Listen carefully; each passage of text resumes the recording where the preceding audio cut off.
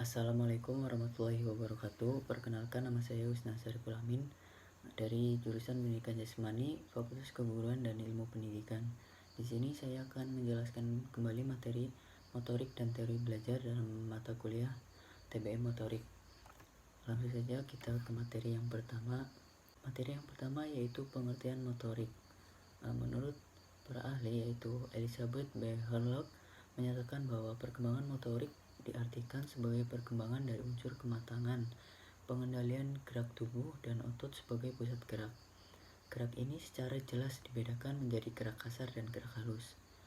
Jika menurut M. Rini Sukamti bahwa perkembangan motorik adalah suatu proses gerak yang langsung melibatkan otot-otot untuk bergerak, dan proses pensyarafan yang menjadi seseorang mampu menggerakkan. Dari pendapat di atas dapat disimpulkan bahwa perkembangan motorik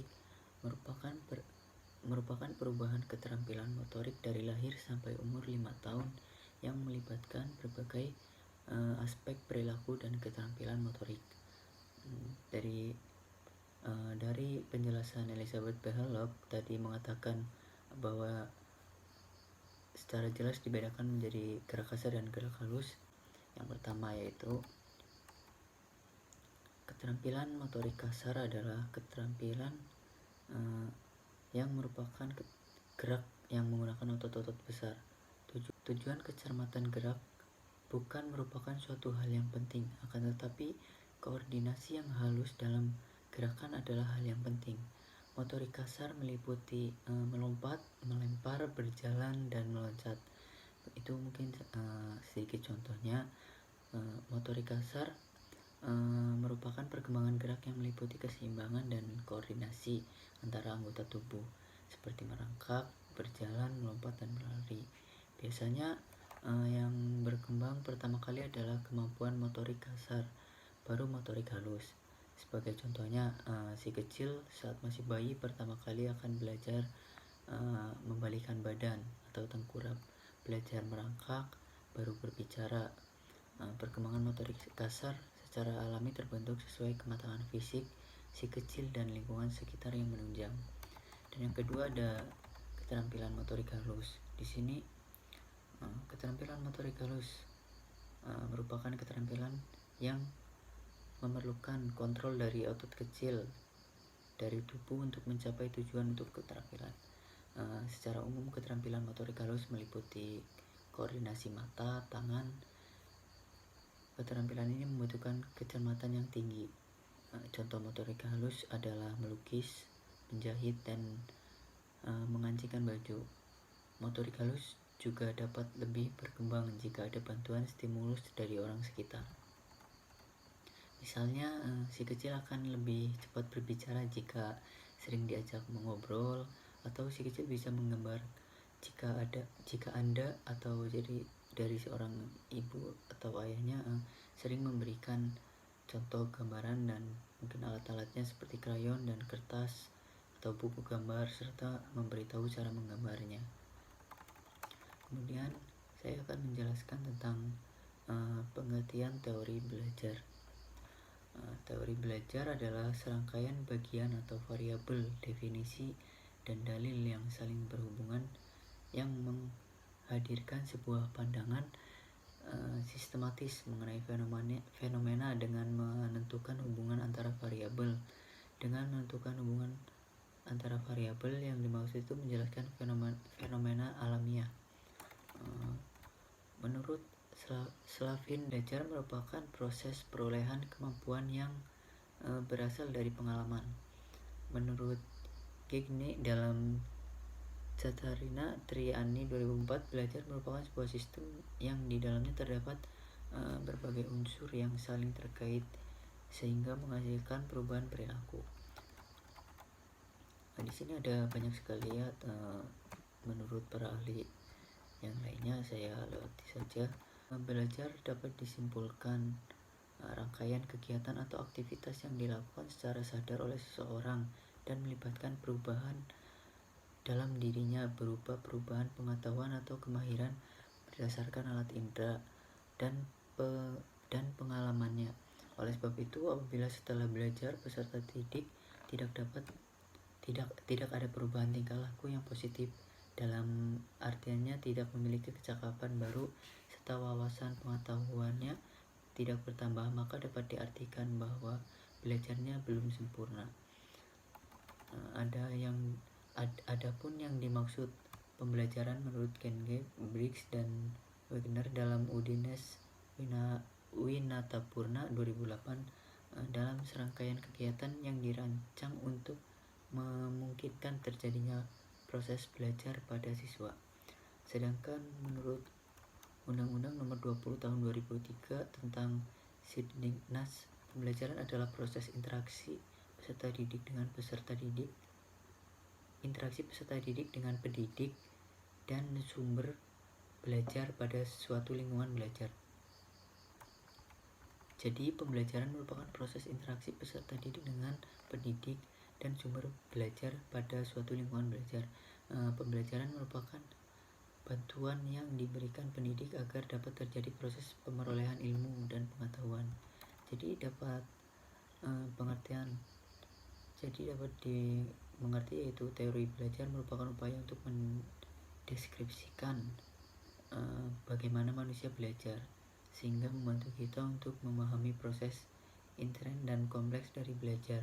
Selain itu, pengertian teori belajar dapat pula diartikan sebagai teori yang mempelajari perkembangan intelektual atau mental siswa. Kemudian di sini saya akan menjelaskan jenis teori belajar. Dalam suatu lingkungan pendidik terjadi proses interaksi antara guru dan siswa, juga antara siswa dan siswa lainnya pada kegiatan belajar kelompok misalnya. Sebuah proses pembelajaran akan terjadi ketika interaksi tersebut berlangsung. Secara umum, pembelajaran akan didefinisikan sebagai suatu proses yang menyatukan kognitif, emosional, dan pengaruh lingkungan serta pengalaman untuk memperoleh, meningkatkan, atau membuat perubahan.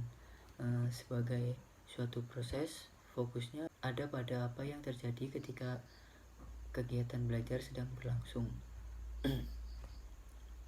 Sedangkan teori-teori belajar merupakan penjelasan mengenai apa yang terjadi pada proses pembelajaran tersebut. Teori belajar adalah upaya yang disusun untuk memberikan gambaran akan bagaimana manusia mempelajari suatu sehingga dapat dipahami mengenai proses pembelajaran yang kompleks dan intern.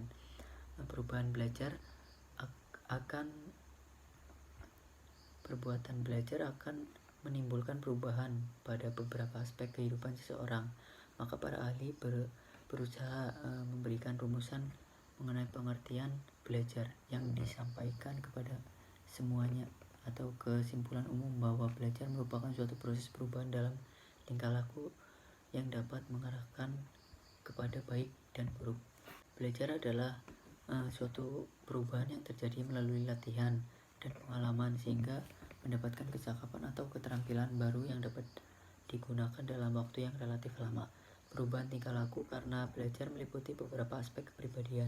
Contohnya dari kepribadian fisik ataupun psikis. Di sini ada macam-macam teori belajar dalam psikologi. Adalah yang pertama teori belajar behavioristik. Ini adalah sebuah teori yang berorientasi pada hasil yang dapat diukur dan diamati agar perilaku yang diinginkan dapat menjadi kebiasaan. Diperlukan penggunaan pengulasan dan pelatihan. Penerapan teori ini mengharapkan hasil berupa terbentuknya perilaku yang diinginkan. Penguatan positif akan diberikan pada perilaku yang diinginkan, dan sebaiknya perilaku yang tidak atau kurang sesuai akan mendapatkan penilaian atau penghargaan negatif. Yang kedua, teori belajar kognitif. Teori ini adalah proses belajar akan berjalan dengan baik apabila materi pelajaran yang diberikan secara berkesinambungan dan beradaptasi dengan tepat dengan struktur kognitif yang telah dimiliki siswa sebelumnya. Dalam teori ini, ilmu pengetahuan tersebut akan dibangun dalam diri seseorang melalui proses interaksi yang berhubungan dan berkesinambungan dengan lingkungan. Proses ini tidak berjalan sepotong-sepotong, melainkan berkesinambungan dan menyeluruh. Guru bukan sumber pembelajaran utama, dan bukan kepatuhan siswa yang akan dituntut dalam teori ini. Jadi melainkan refleksi mengenai apa yang dilakukan siswa, mengenai yang diperintahkan dan dilakukan oleh guru. Yang ketiga yaitu ada teori belajar humanistik. Jadi teori ini adalah untuk memanusiakan manusia itu sendiri. Proses belajar akan dianggap berhasil ketika pelajar telah dapat memahami lingkungannya serta dirinya sendiri dan berusaha untuk mencapai aktualisasi diri dengan sebaik-baiknya. Teori ini akan mengambil sudut pandang dari pelaku belajar dan bukan dari pengamat. Guru berperan sebagai fasilitator untuk memberikan motivasi dan kesadaran mengenai makna kehidupan pada mahasiswa. Pelaku utama dalam teori ini adalah siswa yang dapat memahami proses pengalaman belajarnya dengan sendirinya. Jadi dapat disimpulkan dari pembahasan yang telah saya sampaikan, kemampuan motorik itu penting dimiliki oleh seseorang atau seorang anak. Kemampuan ini nantinya akan sangat berpengaruh terhadap aspek-aspek perkembangannya. Kemudian belajar merupakan suatu proses usaha sadar yang dilakukan oleh individu untuk suatu perubahan dari tidak tahu menjadi tahu, dari tidak memiliki sikap menjadi bersikap benar, dari tidak terampil menjadi terampil melakukan sesuatu. Cukup sekian yang dapat saya sampaikan. Apabila ada kesalahan, kurang lebihnya mohon maaf. Wassalamualaikum warahmatullahi wabarakatuh.